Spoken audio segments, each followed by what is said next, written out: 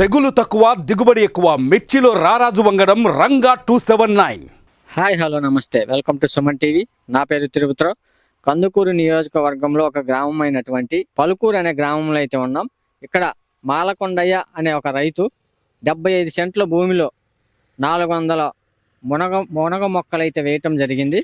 3000 మిరప మొక్కలు అయితే వేయటం జరిగింది.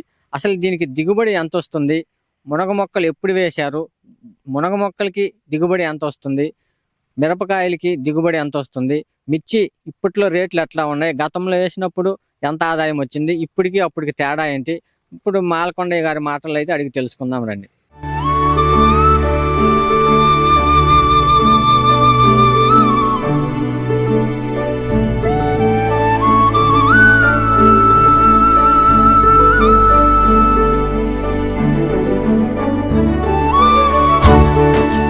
నమస్తే సార్, మీరు ఎప్పటి నుంచి వ్యవసాయం చేస్తూ ఉన్నారు? 4-5 సంవత్సరాల నుంచి వ్యవసాయం చేస్తుంది.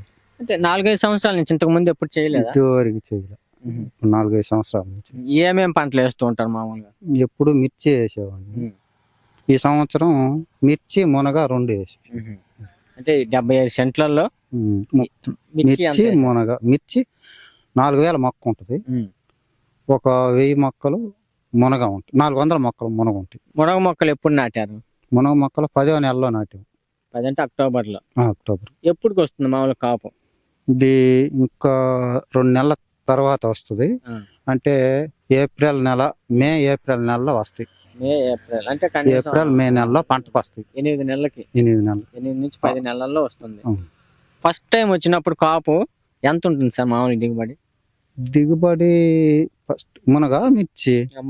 మునగ చెట్లు అయితే చెట్టుకు ఒక కాయ 2 కాయల లెక్కలో ఒక 20-25 కేజీలు వస్తాయి.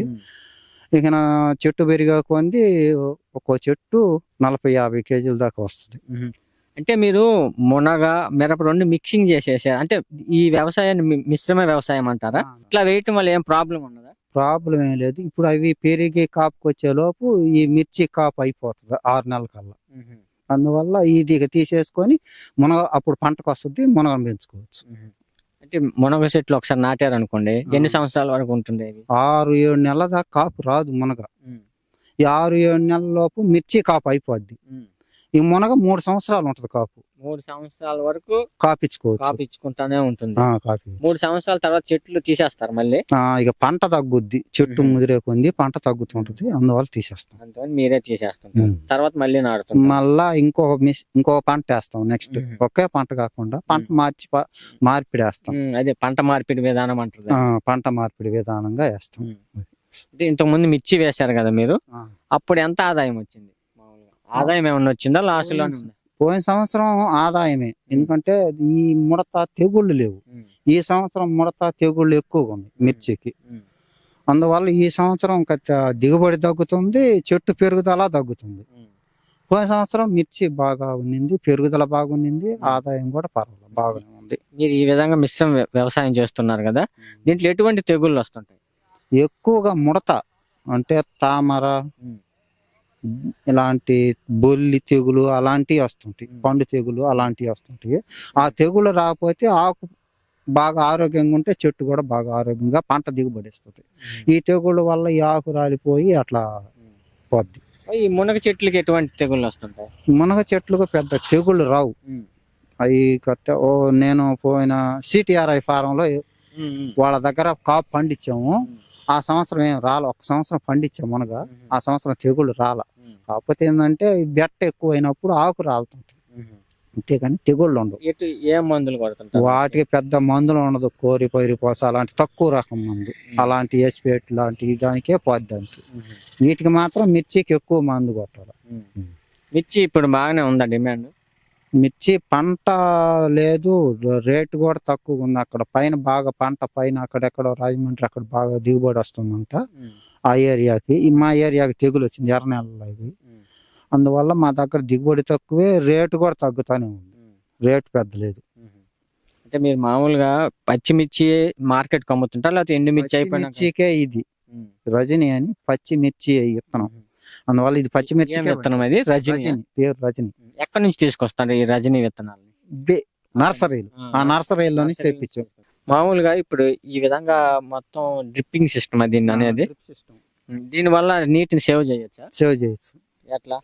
ఎలా అంటే ఇప్పుడు దాని తగు మాత్రమే వదలొచ్చు.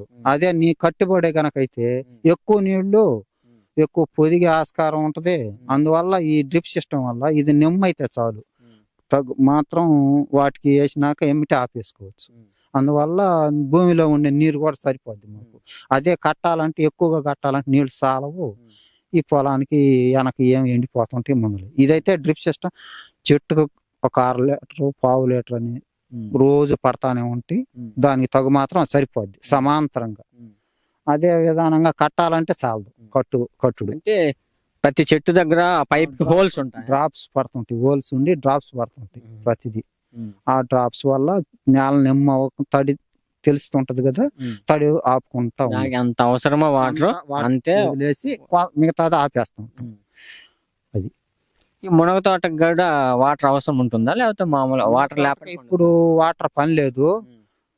ఏప్రిల్ మే నెలలు వస్తే వేడి గాలులు భూమి తేమ మారిపోయినప్పుడు మాత్రం వాటికి వేయాలి. ఇప్పుడు అవసరం లేదు. ఎరువులు ఎటువంటి ఎరువులు వాడుతుంటారు మామూలు? వాటికి కూడా ఎరువులు పెద్ద పని లేదు, పశువుల ఎరువులు అయినా సరిపోద్ది వాటికి. మిర్చికి మాత్రం ఎక్కువగా కావాలి, మిశ్రమ ఎరువు కావాలి. ఎరువులుగా ఈ బర్రె పేడ అవి వేయాల ముందు. వీటికి మాత్రం ఎక్కువ శక్తిని ఇవ్వాలి, వాటికి తక్కువ శక్తి అయినా పని అవుతుంది. వాటర్ ఎట్లా చేస్తుంటారు సార్ మామూలుగా? బోర్ ఉందా మీకు? అదిగో సార్ బోర్ ఉంది. బోర్ వల్ల డ్రిప్ సిస్టమ్ వల్ల తక్కువ నీటితో ఎక్కువ దిగుబడి తీసుకోవచ్చు. డ్రిప్ సిస్టమ్ వల్ల తక్కువ నీటితో ఎక్కువ పంటలు పండించు. అంటే బోర్ ఎప్పటికి ఫుల్గానే ఉన్నాయా నీళ్లు? అదే ఒక అంగుళం నీళ్లు వస్తాయి. ఆ అంగుళం నీళ్లు వల్ల ఈ పాతిక పక్క వాళ్ళకి కూడా ఇస్తుంటాం. మా పాతిక తడవంగా పక్క వాళ్ళకి కూడా ఇస్తాం. అంటే ఇంక చెరువులు అట్లాంటివి ఏం లేవా మీకు? మాకు చెరువులు ఏం లేవు, ఓన్లీ బోర్లు వల్లే ఉపయోగించుకుంటాం. వాటి వల్ల మార్పు వస్తే వస్తాయి, లేకపోతే కాల పరిమితి వల్ల మార్పు వస్తే వాతావరణం వల్ల మారిపోవచ్చు. ఇప్పటికేమో వాతావరణం సరిలేదు, మారలా. కొంచెం మార్పు అనేది కానొస్తుంది. చెట్లు ఈ మిరప చెట్లకి ఆకులన్నీ ముడుచుకుపోయి ఏం తెగులు ఇది? ఈ ముడత అంటారు, ఈ తెగులనేమో పండు తెగులు అంటారు. ఆ పండు బారిపోయి ఒకటేనా పండు ముడత అంటే వేరు ముడుచుకుంటది ఆకు అలాగా. పోతే పండు తెగులు అంటే ఎర్ర బారిపోయి ఇలాగా రాలిపోతుంటది చెట్టుకి ఆకు. పండు తెగులు అంటారు, ఎర్రబారి రాలిపోద్ది. అలాంటిది పండు తెగులు. కంట్రోల్ చేయాలంటే ఈ మందులు కొడతా ఉన్నాము, కంట్రోల్ కాల. ఇంకా M45 ప్రకాశిస్ అని ఇలాంటి మందులు ఉన్నాయి, అవి కొడతా ఉన్నాము. కొంచెం మార్పు కానొస్తుంది కానీ పెద్ద మార్పు కానరాదు.